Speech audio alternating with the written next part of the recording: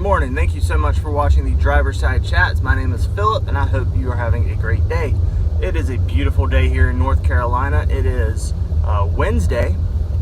I had to remember there what day it was. Sorry I did not post any videos the last couple of days. It has been a busier week and I just had not had any real time to think about it. So I want to talk a little bit today about investing.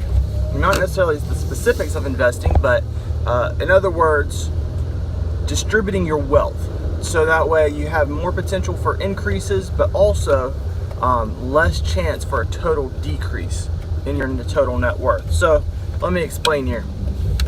When you start building your net worth and you're starting to diversify where your funds or assets are located, you do things like put it into different types of stocks, different mutual funds, into all sorts of things. I'll be very open and honest. Right now, my wife and I, our finances are spread amongst about, I believe about 4 or 5 different things right now.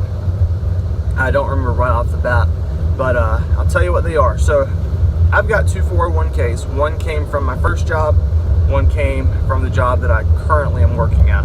And the first one just sits dormant. It's not doing anything, but it does gain its interest. In fact, over the last couple of days, it's done pretty well for the fact that it's just been sitting there. Then I've got my other 401k that I'm consistently contributing to. And my wife has her 401k that we're contributing to.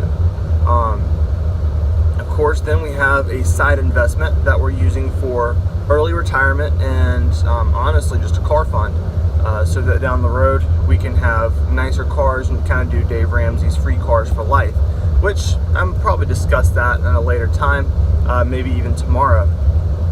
So we're thinking very seriously about doing another little side investment it's going to be in the stock market. So a lot of what we're doing is in the stock market, but it's responsible things in the stock market. I'm not just saying I'm investing in Amazon stocks and hoping for the best. I mean, this is 401ks and some educated investments. And now I'll go ahead and tell you up front, I'm not going to do any kind of investment strategies like look to invest here, look to go here. I don't play that game. I don't want to be a financial advisor. I do want to be a financial coach. It's probably the best way to put it. So I'm not going to tell you who or what to put your money into, but I will tell you, get out there and do something.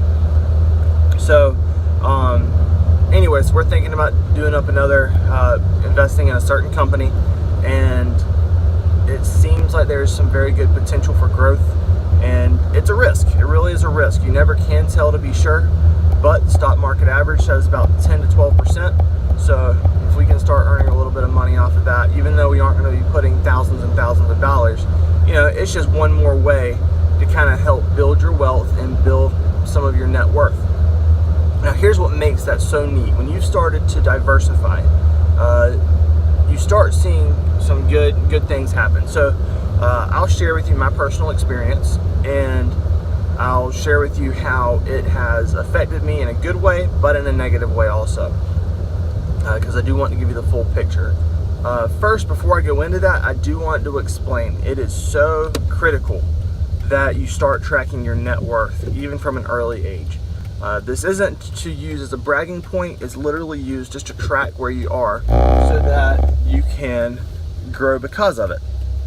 So for example, let's just say that my net worth is $10,000. Okay, it's not, but let's just say that it is. So in January of 2018, my total net worth is $10,000. I can mark that down and I've got a list. Okay, so I've got $100 in the bank, I've got $9,000 in 401k, and I've got $1,000 in side investments here. I think that's $10,000. Anyway, you get the picture, okay?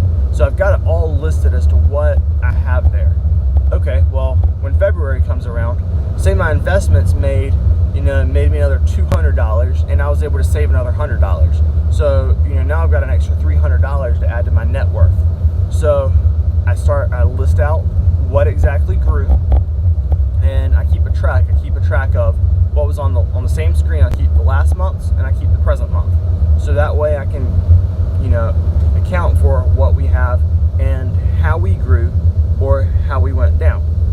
So in doing this, underneath all those numbers that are spelled out, I put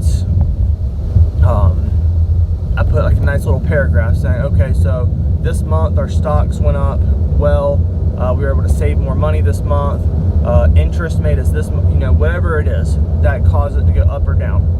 Or, for example, last month we spent every single dime that we had in our budget.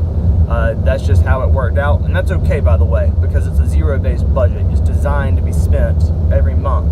However, sometimes you don't spend all the money, but if you do, that's what a zero-based budget is for, is because that's how much money you're setting yourself to spend every month. So it's okay. But like last month, we spent every penny we had set for our budget, and so we didn't have any additional savings from what we're already saving. But I commented on that. I noted that into that paragraph for documentation purposes. That way, when I look back, I can see why certain things happened and why my net worth grew or did not grow that month. Anyway, so looking into that, this is where it gets cool. When you have 5 or 6 different types of investments. Now, for mine, it's mostly in the stock market, just because that's how the investments are run.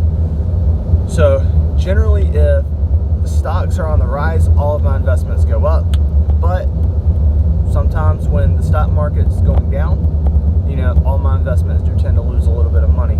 Now, some can be more than others, some can be less than others, just because there are different types of companies that are invested into, which is okay. You don't want to be invested all in one company, just because that puts a ton of risk into what you're doing. Even if you're doing it in like a big name company like Apple, Amazon, something like that. Yeah, it's a huge company and they're likely not going to go under, but you might not make a lot and you might lose a lot. So it just depends. But when you have 30 different companies that you're invested in totally, it does help balance that fluctuation a little bit. So in saying that, you got 5 different investments, 6 different investments, 20 different investments. And if you're like me and you track it meticulously every month, you might see that one month, 401k went up, X amount of dollars. And 401k should generally go up because you're investing, at least, or you're putting money in, at least in the early stages. When you got $250,000 in the account, your contributions aren't going to do a whole lot at that point, just because you've developed such a profitable portfolio there over the years. Let's keep doing that though, because it does make a difference.